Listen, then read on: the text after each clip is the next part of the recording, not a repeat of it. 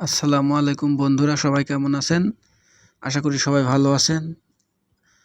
আজকে আপনাদের মাঝে একটা রেসিপি নিয়ে চলে আসলাম। এটা বিরিয়ানি। সবাই ভাবছেন বিরিয়ানি? হ্যাঁ, এটা বিরিয়ানি। যে প্রবাসী ছেলেরাও কি বিরিয়ানি রাঁধতে পারে? হ্যাঁ, এখানে সবাই পারে। প্রবাসীদেরকে কখনো ছোট ভাববেন না। আজকে আমাদের রুমের যে বড় ভাইটা আছে, বড় ভাইটা বিরিয়ানি পাক করছে।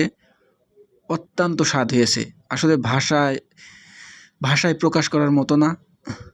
খুব স্বাদ হয়েছে এবং এত পরিমাণ ঘ্রাণ। আমাদের পাশের ফ্ল্যাটে একটা ভাই আছে, ভাইটা ফরিদপুরের বাড়ি। সে ভাই চলে আসছে যে ভাই কী রান্না করেছেন। ভাইকেও দেওয়া হয়েছে। অত্যন্ত ঘ্রাণ এবং এটা গরুর মাংসের বিরিয়ানি, যা হাজির বিরিয়ানিকেও হার মানাবে। হাজির বিরিয়ানি তো অনেক খেয়েছি, সে একটা স্বাদ, সে একটা ঘ্রাণ। বিসমিল্লাহির রহমানির রহিম। আমি খাওয়া শেষ করলাম, শুরু করলাম খাওয়া।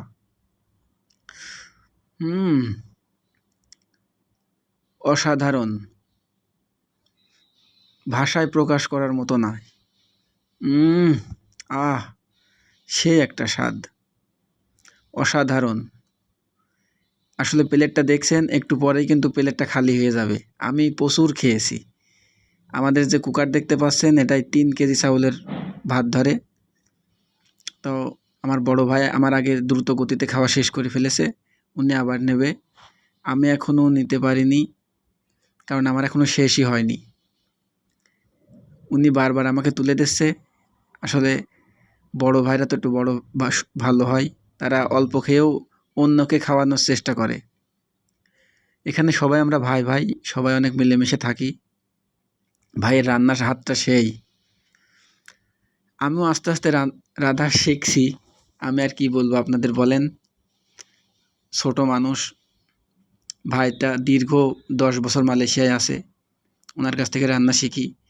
তো আমরাও সব পারি, প্রবাসী ছেলেরাও সব পারে। প্রবাসীদেরকে কখনো ছোট ভাববেন না। সারাদিন ডিউটির পরে রুমে এসে আমরা বিরিয়ানি খাই। হ্যাঁ, এইটাই আমরা। কারণ আমাদের খেতে হয়, এটা আমাদের নিজের করতে হয়, কেউ করে রাখে না। তো আপনাদের যদি প্রয়োজন হয় অবশ্যই আমাদের জানাবেন। আমরা দেশে